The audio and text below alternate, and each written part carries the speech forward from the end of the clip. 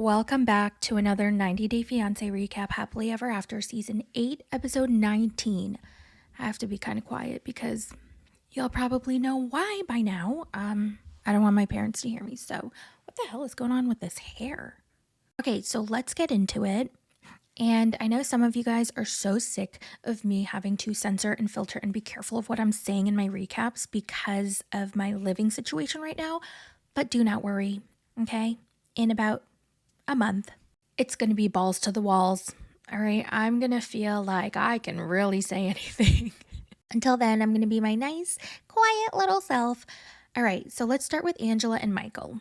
Angela's putting Michael straight to work. And I honestly do think it's only fair that they share the household chores, but I just hope she's not going to relay all the household chores to Michael, you know? She teaches him how to do the laundry and how to use the washing machine and the dryer. And there are clothes everywhere, like everywhere. And why is it everywhere? Shouldn't the dirty clothes be in the hamper or the laundry basket? Like, why is it all over the damn room? Like up against the wall, on the shelves, on the floor, like everywhere. It is chaos. It's Christmas Eve and all of her 72 grandkids are in their Christmas sweaters. So can we eat? They have dinner together, which just did not look very appetizing. And then one of the kids asks, "So Michael, what's your favorite part of the United States of America?" And he goes, "Oh, now that I have my family with you guys, and I'm just very happy to have found my new family here." I am with my new family and I'm with my wife. We are living together as one family. And then Skyla asks him, "Michael, take some pictures. If I were in Nigeria, I would be taking pictures everywhere, but I don't see you taking no pictures of America. Why not?" And he goes, "Oh, the truth is, your mom broke my phone before we got here." Oh. So when Angela and Skyla have a minute together, Skyla asks her, "Ma, why'd you break Michael's phone?" And she tells her all about Paradise Man. And I just snapped and I said, "You know what? I said, now, paradise that bitch." Oh my God, that's insane. She is insane. She's an insane, abusive, crazy. Skyla tells her, "Ma, you obviously don't trust him. You should hire a private investigator and have him looked at." Angela says for the next few months, she just wants to not think about that. She spent the last 7 years worrying, being paranoid, yelling, fighting. For the next couple weeks, she just wants to live in La La Land. She doesn't care if she's being delusional. She just wants to be happy after all this work of getting him here. And then she'll worry about hiring a PI. So I guess a week went by and she's ready to hire a PI because Michael's been acting shady. And she's found some stuff since then. She got him a new phone, and one day she told him to get something, and then he was on his phone and she kind of surprised him, and he was so startled. And he was like, oh my God, while he was using his phone. So that's always shady. So now she's convinced he must be hiding something. So she meets up with the PI, and obviously she has to harass him. "Oh my God, you are fine, Mr. PI, sir." Hi. Hi. So Todd. handsome. Well, thank You're you. welcome, Todd. And then she tells him everything that happened in the Ivory Coast with Skyla right next to her. Because remember, Skyla didn't know everything, but now she pretty much knows everything. She told him about the random women that he's been talking to, some woman named Cheetah. Isn't that ironic? Her name's Cheetah. Ain't it We're ironic? talking. Cheetah. I cheat on you ass. Yeah. But apparently, according to him, he told Angela that he's helping Cheetah's husband and his visa stuff. And then she told him about finding that Google search history of life insurance policies. And Skyla's like, "Ma, you never told me this. He's trying to kill you, Ma." And she tells Angela that she's acting like one of them old naive ladies who get scammed. And Angela got real offended by that. She was like, "Bitch." How she just hired you. I mean, you really do seem like one of them old, naive old ladies. They get Bitch. scammed. Well, that's what you act like. And then the PI goes, "All right, I'm going to search the white web, the gray web, the dark web, all the webs, and we are going to find every little search. If he typed it in and if he searched it on the internet, we're going to find it." I didn't even know that was possible. So some homework for you I want you to do is get me all of the profile names that he has used in social media, and I'll do a complete dark web, gray web, and surface web search. I've got people over in Nigeria that can try to extract all the communication, and it doesn't matter if it's been deleted. Even if he deleted it, they can pull it up. And that is scary. How would a PI have access to that? He's not law enforcement. He's not in the FBI, government, or Secret Service, or CIA, or whoever the people are who normally have access to that. Like, how does a private investigator have access to that information? I don't know. Someone let me know in the comments. Well, we're going to move on to Rob and Sophie. And y'all, I'm just so mad. I'm so mad. Sophie, how dare you make me feel bad for him? How dare you? She just absolutely revealed her maturity level in this episode. She is so immature. She is such a child. So Rob's driving back to Kay's apartment after being kicked out because Sophie called him crying, begging him to come back. She was like, I just need to talk to you, Rob. I really, really need to talk to you. And he's like, all right. So he drives back. He knocks on the door, Kate opens it, and then goes, all right, I guess y'all can enjoy my apartment. And she goes in her room. Jeez, who peed in her soup? Well, we know, Rob did. So Sophie comes out, she and Rob are in the kitchen, and they're not talking. It's just silent until Rob finally says, all right, Sophie, you're the one who asked me to come here. Like, are you going to say anything? And oh my God, Sophie immediately starts whining. And I was so triggered because I had just watched an entire season, almost an entire season of Love Island where Kaylor whined for 12 episodes straight. And now this. If you can't let go of anything... I should have left you. So is that what this is about? No, I'm saying I don't understand why I'm willing to try still and you're not for what? But you aren't willing to try. I am willing to try, Rob. She's basically wanting Rob to grovel and like beg her for another chance. Like, okay, we're going to work this out. We're going to stay together. But he's not doing it this time. He is sick of the constant fights. So Sophie's like, okay, fine then. You don't want to try, then dump me. Okay, bye, dump me. Bye, bye, bye. You can leave now. You'll never see me again once you leave this apartment. And he goes, okay. And then he leaves. And she definitely wasn't expecting that because I think she was in shock for a few minutes because she was sitting on the sofa just doom scrolling and then tears were just falling out of her eyes and then she started sobbing. And she's like, I want my mommy. I want my mommy. Why do you want that crazy Looney Tunes, girl? Sophie. She's hugging her squishmallow that Rob got her. She's crying into it. All of a sudden, she walks outside and she asks one of the producers, do you know where Rob went? In which direction did he go? And then she runs to his car in the pouring rain, barefoot. She's crying so hard she can hardly breathe. She's hyperventilating. And Rob was being the totally reasonable one here, okay? Sophie's like, I'm not happy around you, Rob. And so Rob is like, okay, well then if you're not happy around me, then I don't think we should be together. And she's like, Rob, I'm just overwhelmed with everything, Rob. He's so confused. He doesn't know what to do. He's stuck, basically. He doesn't know where to go next. This relationship isn't working out. She doesn't want them to break up. But then when he wants to walk away, she gets really upset. Breathe. Okay. You realize Talk to me in a second. I need water. I need water. I also have a throat infection from stress, by the way. They go inside and they argue again. Sophie flips out again. She wants him to leave again. She starts crying again. Rob is speechless again. So they're in silence again. Like, he's shocked. He's speechless. He doesn't know what's going on. And she's like, Rob, say something. I have really bad anxiety. Why are you not saying anything? Don't be so quiet. I have a really bad anxiety. He looks so confused. She's like, all right then, go leave.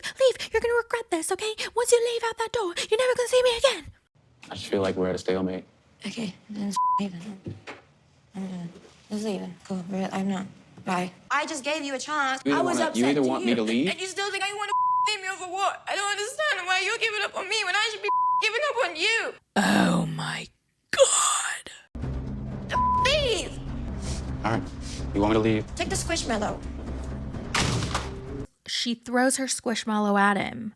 And then he leaves, and then she's like, you know what? Never mind. I want my Squishmallow. She opens a door, sees a Squishmallow on the floor, grabs it, picks it up, and goes back into the apartment. She hyperventilates on the patio. Kay's trying to calm her down. And she's like, he's such a loser. He's such an asshole. He's Satan's butthole. You don't need him. I'll take care of you, Sophie, like I have been this whole time. I want this to be done for real. She's endured so much over the past however long they've dated, and he wants to cry because she doesn't want to move back home. Who would want to move with him? I take care of Sophie now. She don't need him. Oh my God. Listen, if Sophie gets back with Rob after all of this, Kay is going to be so hurt. She's going to be so angry that she will probably not be friends with Sophie anymore. We'll see what happens. I gave him so many chances and he left me anyway. I feel stupid.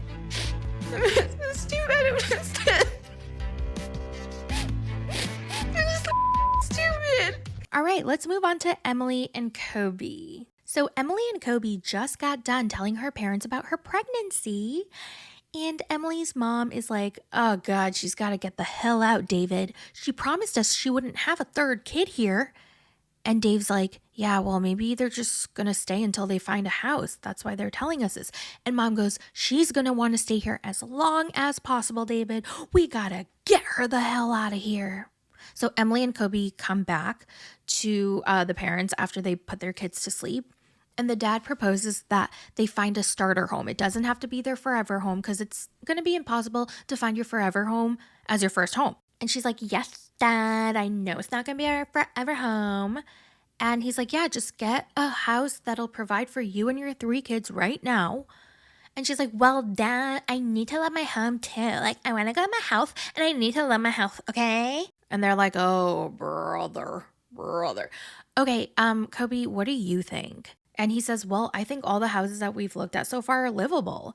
And Dad goes, exactly. See, Emily, you're never going to find a perfect house right now, okay? It's just important to find a house and go, okay? For your own good, for your own family, for your own future, okay? This is going to be good for you. And Kobe tells her dad, listen, sir, I promised you that we wouldn't have a third kid here, so I'm going to keep that promise. Even if it means renting, we will get out of here. And Emily goes, no, we're not, Kobe. We're not renting because the whole point of staying with my parents is so that we save money, okay? And her mom goes, Emily, you've been here for 5 years, okay? I think that's enough time for you to have saved enough money. Well, I definitely wasn't expecting this kind of reaction from you guys, though. Kobe sides with Emily's parents, smart, but he also does it in a way that is not disrespectful to Emily. Honestly, I am always impressed by Kobe. I'm a Kobe stan forever and ever, through and through. But Emily's not happy with this. Princess Emily is not happy with this because remember, she is the princess and everybody must be on her side. So she was like, okay, even though my parents aren't on my side, I thought my husband would be on my side. Why? What? He can't be on your side. He doesn't have the same privileges as you do with your parents because you are their daughter. He is not. Do you understand? So dad's starting to feel bad because they're focusing so much on like, get out. And like, this should be a happy time with Emily and her 3rd baby. So he tells her, please do not take this the wrong way. We're very happy that you're pregnant, but you have to get a house for your own good. Oh my God, if someone mentions I have to think about moving out, where is it not clear that I have said I want to move out and buy a home? Who went and looked at houses? I am. Who got the realtor? I did. So it's not like I'm not the one taking the steps to go buy the house. And Emily's mad at Kobe too because he didn't have her back. And like, what the fuck do you want from him? He's in a shit position. He literally had the best response in my opinion. So yeah, Emily is hormonal. She's pregnant. She is very emotional. She's crying. She's like, oh my God, okay, like I'm so pregnant. I'm so emotional. I'm so hormonal. So like I feel the way I do. All right, girl, I'll give you that. Okay, just blah, blah, whatever. But this is Princess Emily coming out, okay? I have heard you loud and clear, and I really feel like they are attacking me and that my husband is not standing up for me or doing anything to be on my side. And it's like very frustrating, and I'm getting very worked up about it. Last but not least, we are going to finish this recap off with Jasmine and Gino. Y'all. I was woo. Okay. All right. Let's talk about it. Let me just take a deep breath. All right. So Jasmine wants to know if Gino submitted the paperwork or not. Remember a couple episodes, no, not even a couple, it's been a while. She went to the lawyer with him. She really wanted her paperwork processed. She missed her sons. She wanted to visit them. She also wanted to work on getting them to America. And that can't be done without the paperwork processed, like done. Did you see me fill it out? Yes or no? Gino, I'm going to ask you one last freaking time. Did you submit it? So you didn't submit it. No, you're not listening. Did you submit the paperwork, yes or no? Don't tell me yes or no. You were there when I was filling it out. Do you remember that? Yes or no? Did you submit? Do you remember that? Did you submit the paperwork, yes or no? 3 out of 4 documents done, and I still have to do the other part. I haven't got to the other part yet. So you what haven't. don't you understand about that? So you haven't. No! I knew it. I knew it. I knew it. I knew it. He's still testing her. He wants to delay this as long as possible because he wants to make sure she is going to be a quiet, perfect little Stepford wife. You know, when Jasmine was saying the things like earlier in the season, he's trying to control me, he's trying to take away my freedom or whatever, you know, along those lines, I was like, come on, Jasmine, you are just doing too much. You are exaggerating. But no, it's true. It's absolutely true. It's just easy for everyone to hate Jasmine because Jasmine was crazy from the front. She showed her crazy. All right. And it was easy to hate her, 1, because she's a woman, and 2, because she's batshit. Okay. And 3, Gino played this perfect little innocent man who doesn't know any better. He's like weird and losery and like he doesn't know what to do. And so everyone sympathized with him, but he started slipping. Little by little, his mask started to fall. But because Jasmine is so, like, her reactions are so crazy that it's just easier to blame her and to hate her. But you guys, Gino, I think, acts a certain way on camera and off camera, and he tries really hard to control that. He knows how the audience perceives their relationship. He knows. You guys, he's not dumb. And it worked for him for a really long time. And I don't know if anyone sees what I see. If you do, please let me know in the comments because I fuck with you then. I don't know why Jasmine's under the impression that I submitted the paperwork. I am working on it. I just haven't submitted it yet because it's time consuming. Bitch, you don't have a job. You don't fucking work, bitch. And bitch, you quit your job so you could help her with all the paperwork and all the immigration stuff. Like, bitch, you quit your job. Bitch, you don't work. Bitch, you said you quit your job so that you could help her process all her paperwork and do everything. So, bitch, what are you doing? Oh, never mind. He watches corn and plays fantasy football all day. Listen, I don't even want to hear, oh, she has $10,000 worth of butt implants. Oh my God, she left her kids in the first place. I don't fucking care, okay?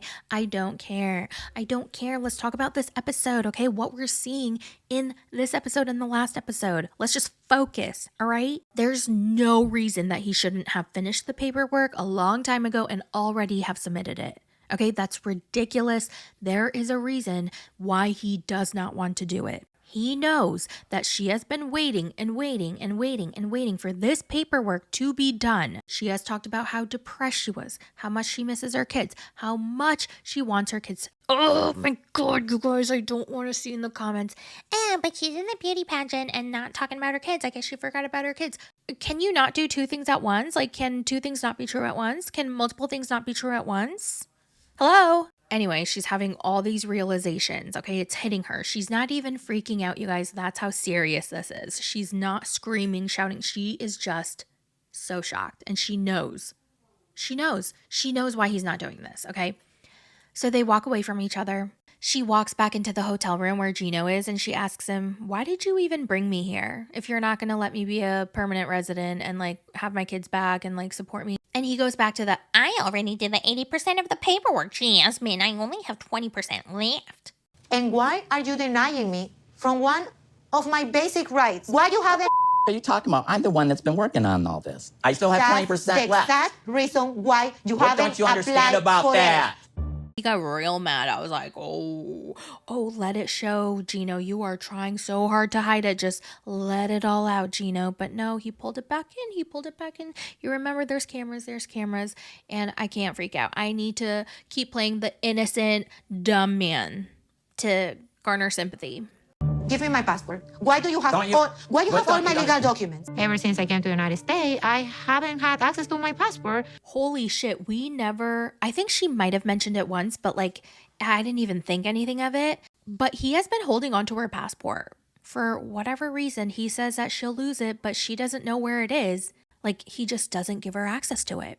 So she demands this time. She's like, give me my passport, you fucking bald ass creep. And he goes, fine, Jasmine, you can have it, but if you lose your passport, it's not my fault. And she goes, I don't freaking care. Give me all my paperwork too. So he hands it all over and he's like, Why are you forcing me to do this? Like, God, Jasmine, like, you're forcing me to do your paperwork. Like, why? Like, I am getting it done. because I want to go see my children, you fucking idiot. And then he looks at her and he goes, Fine, Jasmine, go back. Going back and seeing my children. You can go back and see your children now. Go back and see them. do you guys get it? He said that because she's not a permanent resident. He didn't do the paperwork yet. Therefore, if she leaves the country, she is legally not allowed to return. That is what he was telling her to do. He was telling her to leave, then go back and don't come back. Wow. Wow. What a hairy, wrinkly, dirty butthole. So realizing what he just told her to do, she's like, get out. I don't even want to sleep with you in the room. Get the freak out. And he goes, No, I'm not leaving. You leave. and I'm sure she's just shocked again. So she throws her flowers at him and he throws it right back. He was about to like chuck it, but then he like calmed himself down and then he just like threw it in her direction. And you guys, Gino lied to all of us. He lied to us all, acting like the innocent, weird little clueless loser guy who doesn't know any better, who's so clueless, so dumb. Someone said this, I can't remember where, but they believe that Gino has been provoking her behind the scenes, like not in front of the camera. He acts one way in front of the cameras and then like he just provokes her and he's an asshole. And then he knows he's going to get this ginormous reaction out of her. And she does, because she doesn't care if she's in front of the cameras or not. So she will just react. And then he knows that everybody's going to be on his side. And he knows what he's doing, you guys. Like I said before, Jasmine showed her crazy from the very beginning. She never hid it. She never tries to hide it. She is honest. But he wanted to tell a very specific story and control the narrative that she's crazy and he's not. And I feel like he was very successful at that because everybody hates Jasmine. Everybody blames Jasmine. I'm not saying she's not crazy. I'm not saying that she has not said some horrible shit, done some deplorable stuff, but so has he. And the season is finally over. You guys, I repeat, the season is finally over. And the tell-all is 5 parts. It is. And I would normally be complaining, but I'm not mad about it at all. You know why? I'm actually excited because they are putting all the couples, the entire cast, into one big house. And they're going to be forced to confront each other. They're all going to get drunkety drunk and get sloppy and pissed off at each other. And I cannot wait. This is going to be the last resort, but without like the therapy part. This is my 90-day dream come true. I've been saying this for a while that I want the couples from different seasons, from different spin-offs to all be forced to live together for a little bit and to just like hash out drama. Like how they did with the housewives. They got different housewives from different seasons, from different cities, and they put them on a girls' trip. I wanted that for 90 Day, and we're finally getting it, and I hope this continues because I am here for it. Did you guys see the previews? It looks better than the entire season of HEA. I'm so excited. All right, you guys, thank you guys so much for listening and watching, and let me know all your thoughts in the comments, and I will talk to you guys in the next one. It's Bye. a recap. It's a recap. Tune in now, don't take a nap. It's a recap. It's a recap. All the drama, all the claptrap. Couples fighting love. It's great.